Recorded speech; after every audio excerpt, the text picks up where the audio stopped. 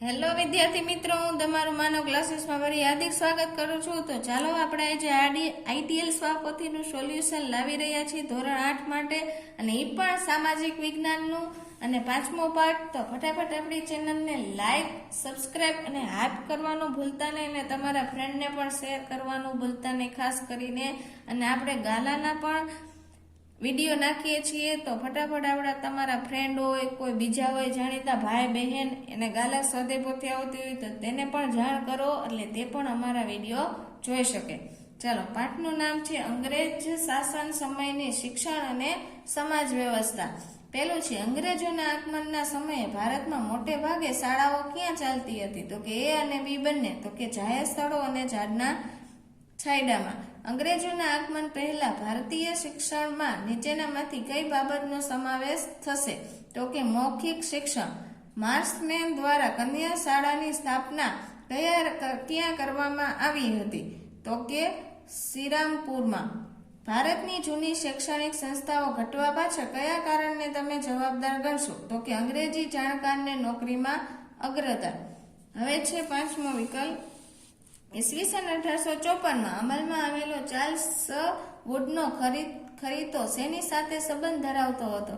તો કે એ અને સી બંને, તો કે ભારતીય શિક્ષણ પ્રણાલીને બદલે યુરોપીય શિક્ષણ પ્રણાલી અપનાવી અને ભારતમાં યુનિવર્સિટીઓની સ્થાપના કરી। નીચેનામાંથી કઈ સંસ્થા બેંગલુરુમાં સ્થપાઈ હતી? તો કે ઇન્ડિયન ઇન્સ્ટિટ્યૂટ ઓફ સાયન્સ। 7મો વિકલ્પ છે, અંગ્રેજ શાસનકાળમાં ભારતમાં સ્ત્રી શિક્ષણની શરૂઆત ખાલી જગ્યા થઈ હતી? તો કે શ્રીરામપુરમાં। દયાનંદ ઓગ્લો વૈદિક કોલેજ કયા સ્થળે સ્થાપવામાં આવે છે? તો કે લાહોરમાં। પછી ગાંધીજીએ અમદાવાદમાં ગુજરાત વિદ્યાપીઠની સ્થાપના ક્યારે કરી? તો કે ઈસવીસન 1920માં। ભવ્યએ ગાંધીજીના કાર્યકરોની યાદી તૈયાર કરવાની છે, નીચેનામાંથી કોનો સમાવેશ તે નહીં કરે? તો કે દુર્ગારામ મહેતાનો।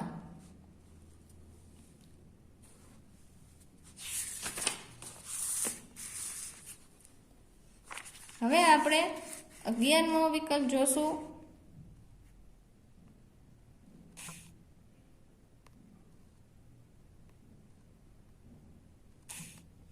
11મો વિકલ્પ છે, મહાત્મા ગાંધીની પ્રેરણાની સ્થપાયેલી ઉચ્ચ શિક્ષણની સંસ્થાઓ હતી?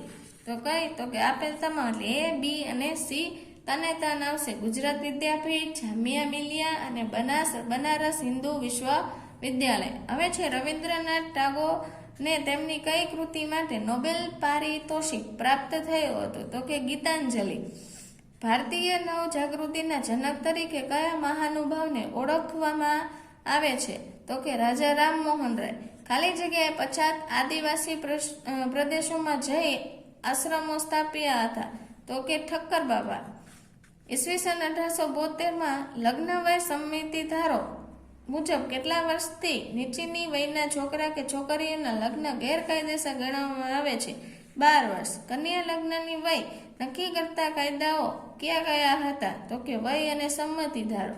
ગુજરાતના કયા સમાજ સુધારકે એક વિધવા બાઈ સાથે લગ્ન કર્યા હતા? નર્મદ। સ્વામી વિવેકાનંદે ખાલી જગ્યા શહેરમાં ભરાયેલા સર્વધર્મ સંમેલનમાં ભાગ લીધો હતો? તો કે શિકાગો। હવે નીચે એની ખાલી જગ્યા તમને આપેલી છે। પહેલી ખાલી જગ્યા છે, ઈસવીસન 1813ના સંધિ ધારા મુજબ પ્રતિ વર્ષ ખાલી જગ્યા રૂપિયા શિક્ષણ માટે વાપરવાનો નિર્ણય લીધો? તો કે 1 લાખ। બીજી છે, ઈસવીસન ખાલી જગ્યામાં ભારતમાં અંગ્રેજી કેળવણીનો પ્રારંભ થયો? તો કે 1835। ત્રીજું છે, એ બનારસમાં સંસ્કૃતિ કોલેજની સ્થાપના કરી? તો કે જોનાથન ડંકન। મુંબઈમાં ઈસવીસન 1844માં ખાલી જગ્યા કોલેજની સ્થાપના થઈ હતી? તો કે એલિફન્ટન્સ। કોલકાતામાં વ્યવસાયિક શિક્ષણ માટે ખાલી જગ્યા સંસ્થા શરૂ કરવામાં આવી હતી? તો કે બોઝ સંશોધન કેન્દ્ર। છઠ્ઠું છે, પૂનામાં વ્યવસાયિક શિક્ષણ માટે ખાલી જગ્યાની સ્થાપના કરવામાં આવી હતી? તો કે ભંડારકર ઇન્સ્ટિટ્યૂટ। હવે છે, અમદાવાદમાં ઈસવીસન 1850માં ખાલી જગ્યાએ છોડીઓની નિશાળ નામે કન્યા શાળાની સ્થાપના કરી હતી? તો કે હરકુંવર શેઠાણી. પછી છે 19મી સદીમાં ગોંડલમાં મહારાજ ખાલી જગ્યાએ ગોંડલમાં કન્યા વિદ્યાલયોની સ્થાપના કરી. તો ભગવતસિંહ. મહાત્મા ગાંધીની શિક્ષણ યોજના ખાલી જગ્યા તરીકે જાણીતી છે. તો કે વર્ધા શિક્ષણ યોજના. હવે 10મી ખાલી જગ્યા છે શાંતિનિકેતન ખાલી જગ્યાએ નામે પ્રખ્યાત છે. તો કે શાંતિનિકેતન વિશ્વ ભારતી યુનિવર્સિટી. રાજા રામમોહન રાયે સતી પ્રથા વિરુદ્ધ ખાલી જગ્યાએ પત્રિકા દ્વારા મોટા પાયે ઝુંબેશ ચલાવી હતી. તો કે સંવાદ કૌમુદી. ઈશ્વરચંદ્ર વિદ્યાસાગરે પોતાના સામાયિક ખાલી જગ્યા દ્વારા વિદ્યા પુનઃ કરી. તો કે સોમ પ્રકાશ. ચલો આ બાજુ ખાલી જગ્યા પણ છે. હજુ ખાલી જગ્યાના કલંકને દૂર કરવા મહાત્મા ગાંધીએ વિચાર કર્યો હતો. અસ્પૃશ્યતા. ગાંધીજીએ અનુસૂચિત જાતિના ખાલી જગ્યાને પરિવાર સહિત પોતાના આશ્રમમાં વસાવ્યા. તો કે દુદાભાઈ. ખાલી જગ્યાના પ્રયત્નોથી લગ્નવય સંમતિ ધારો પસાર થયો. તો કેશવ ચંદ્ર સેન. મધ્યકાલીન ભારતમાં આર્થિક ઉત્પાદનનું કાર્ય ખાલી જગ્યા કરતા હતા. તો કે પુરુષ.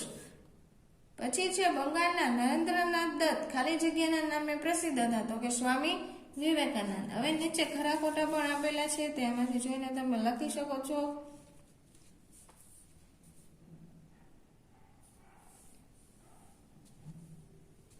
ચાલો નીચે તમને મને ઓળખો પણ આપેલા છે, તે પણ આમાંથી જોઈને કરી શકો છો.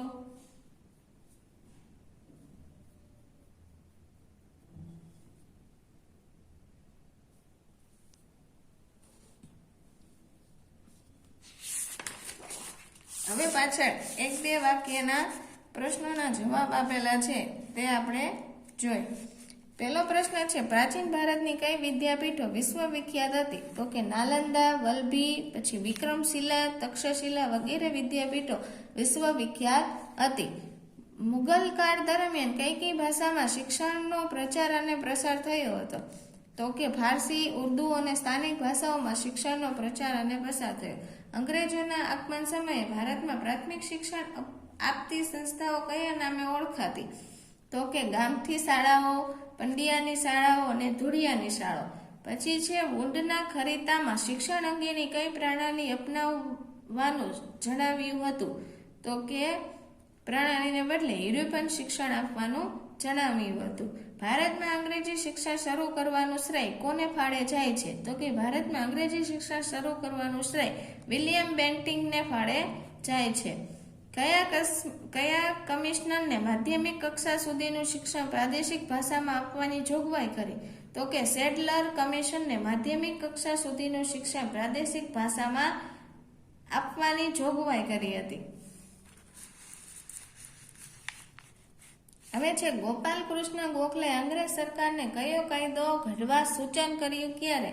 તો કે ઈસવીસન 1912 ગોપાલ કૃષ્ણ ગોખલેએ ફરજિયાત પ્રાથમિક શિક્ષણનો કાયદો ઘડવાનું અંગ્રેજ સરકારને સૂચન કર્યું. હિન્દુ કોલેજની સ્થાપના કોના પ્રયાસોથી થઈ હતી? તો કે હિન્દુ કોલેજની સ્થાપના ડેવિડ હેર અને વેધન મુખર્જી. હિન્દુ કોલેજમાં કયા વિષયોનું શિક્ષણ શરૂ કરવામાં આવ્યું? તો કે કયા? તો કે અંગ્રેજી, ગણિત, ઇતિહાસ, ભૂગોળ અને ખગોળશાસ્ત્ર. હવે પ્રશ્ન નંબર 10 જોઈ. વુડના ખરીતાથી ભલામણ મુજબ કયા યુનિવર્સિટીની સ્થાપના થઈ? તો કે કોલકાતા, મુંબઈ, મદ્રાસમાં લંડન યુનિવર્સિટી નમૂના પ્રમાણે યુનિવર્સિટીની સ્થાપના થઈ. કયા અંગ્રેજ અમલદારે યુનિવર્સિટીને લગતો કાયદો પસાર કર્યો હતો? તો કે ઈસવીસન 1904 કર્ઝને યુનિવર્સિટીને લગતા કાયદામાં શા ફેરફાર કર્યા? તો કે કર્ઝને યુનિવર્સિટીને લગતા કાયદા દ્વારા યુનિવર્સિટીમાં ચૂંટાયેલા સભ્યોની સંખ્યા ઘટાડી નિમાયેલા સભ્યોને સિનેટમાં સ્થાન આપ્યું. પછી ભારતના કયા સમાજ સુધારકોએ સ્ત્રી શિક્ષણની હિમાયત કરી હતી? તો કે ભારતના રાજા રામમોહન રાય અને દયાનંદ સરસ્વતીએ સ્ત્રી શિક્ષણની હિમાયત કરી હતી.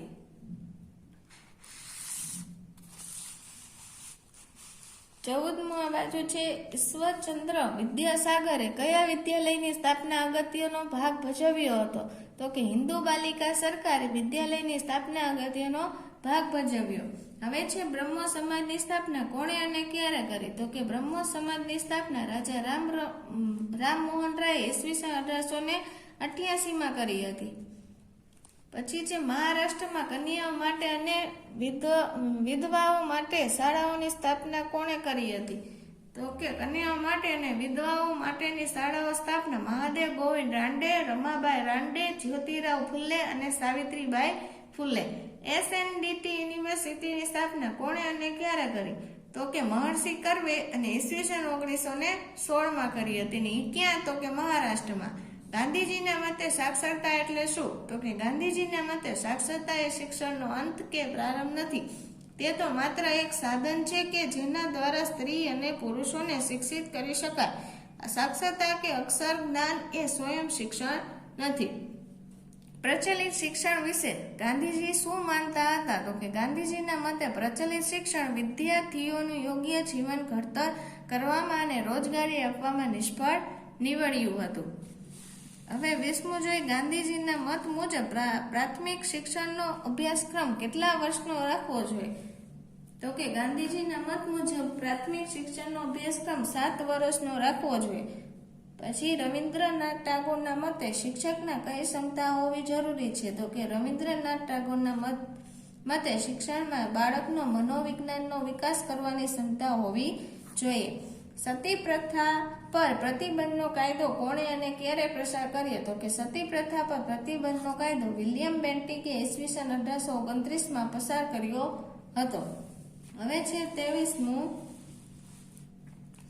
જાણીતા બ્રહ્મો સમાજી સમાજ સુધારકોના નામ લખો. તો કે રાજા રામમોહન રાય, ઈશ્વરચંદ્ર વિદ્યાનગર અને કેશવચંદ્ર સેન જાણીતા બ્રહ્મો સમાજી સમાજ સુધારકો હતા. અને દુર્ગારામ મહેતાએ કઈ સંસ્થાની સ્થાપના કરી? તો કે માનવ ધર્મની.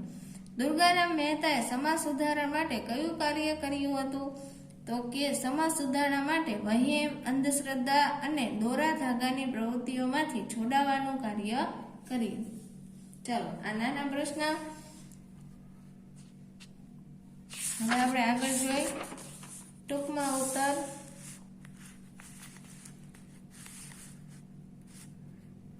ભારતના સૌપ્રથમ પશ્ચિમી ઢબે શિક્ષણ આપતી શિક્ષા સંસ્થાની સ્થાપના કોણે અને ક્યાં અને ક્યારે કરી હતી?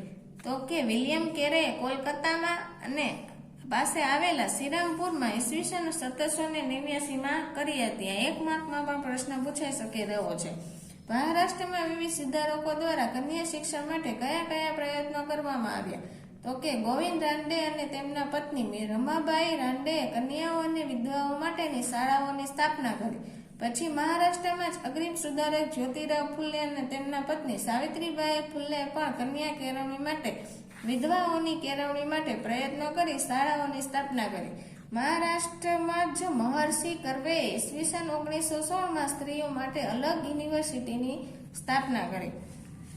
હવે છે સર સયાજીરાવ ગાયકવાડ અને તેમના પત્ની દ્વારા શિક્ષણના ફેલાવા માટે શું પગલાં ભરવામાં આવ્યા? તો કે સર સયાજીરાવ ગાયકવાડે પોતાના રાજ્ય વડોદરામાં ઈસવીસન 1901 મફત, ફરજિયાત અને સાર્વત્રિક પ્રાથમિક શિક્ષણની જોગવાઈ કરી. તેમણે 2 વિદ્યાર્થીઓને વિદેશી યુનિવર્સિટીમાં ભણવા જવા માટે શિષ્યવૃત્તિની શરૂઆત કરીને તેમના પત્ની ચિમનાબાઈ ગાયકવાડે દલિત વિદ્યાર્થીઓને વિદેશી યુનિવર્સિટીઓમાં ભણવા માટે શિષ્યવૃત્તિઓ આપી હતી. ગાંધીજીએ પ્રાથમિક શિક્ષણમાં કયા પ્રકારનું શિક્ષણ આપવાની હિમાયત કરી? તો કે માતૃભાષાનું શિક્ષણ આપવાનું પ્રાથમિક અને વિદ્યાર્થીઓને હસ્તકૌશલ્ય, સુથારી કામ, લુહારી કામ, વણાટકામ અને કાતણ ઉદ્યોગનું શિક્ષણ આપવાનું. પછી છે ભારતમાં અંગ્રેજી શાસન દરમિયાન કયા સામાજિક અનિષ્ટો પ્રવર્તા હતા? તો કે બાળ લગ્ન, અસ્પૃશ્યતા, બાળકીને દૂધ પીતી કરવી, ગુલામી પ્રથા, સતી પ્રથા, જ્ઞાતિભેદ, વિધવા પુનર્વિવાહની મનાઈ, નિરક્ષરતા અને અંધશ્રદ્ધા જેવા સામાજિક અનિષ્ટો પ્રવર્તા હતા. કેશવચંદ્ર સેન કોના મોટું સામાજિક દૂષણ માનતા? શા માટે? તો કે કેશવચંદ્ર સેન બાળ લગ્નને મોટું સામાજિક દૂષણ માનતા કારણ કે તે બાળકના શારીરિક અને માનસિક વિકાસને તો રૂંધે જ છે, પરંતુ તેની શૈક્ષણિક પ્રગતિમાં પણ મોટો અવરોધ ઊભો કરે છે. કન્યા કેળવણીની જરૂરિયાતો શા માટે છે? તો કે બાળકોના ઘડતરમાં સ્ત્રીઓનું યોગદાન મહત્વપૂર્ણ છે. જો તેઓને શિક્ષણ ન મળે તો ભવિષ્યનો સમાજ પાંગડો બને. સમાજનું લગભગ અડધું અંગ શિક્ષણથી વંચિત રહે તે સમાજ માટે પણ ઘાતક પુરવાર થાય. માટે કન્યા કેળવણી ખૂબ જરૂરી છે. મહારાષ્ટ્રમાં વિધવા વિવાહ માટે કોણે પ્રયત્નો કર્યા? તો કે મહારાષ્ટ્રમાં મહાદેવ ગોવિંદ રાનડે, રમાબાઈ રાનડે, જ્યોતિરાવ ફુલે, સાવિત્રીબાઈ ફુલે, પછી મહર્ષિ કર્વે અને ગોપાલકૃષ્ણ ગોખલેએ વિધવા વિવાહના પ્રયત્નો કર્યા. ચલો આ હતા ટૂંકમાં ઉત્તર. આ બાજુ તમને કારણો પણ આપેલા છે. બંને પરીક્ષામાં પૂછાય એવા છે. તમે જોઈને એમાંથી વાંચી શકો છો. ચલો નીચે તમને મુદ્દાસર પ્રશ્ન પણ આપેલા છે.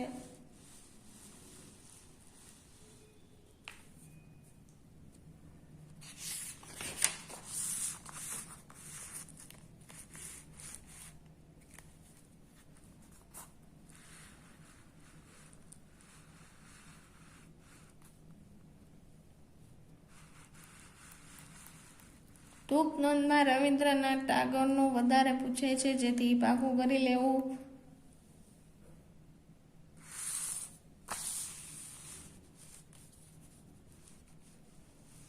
પછી આ વિધવા વિવાહનું વધારે પૂછે છે પરીક્ષામાં.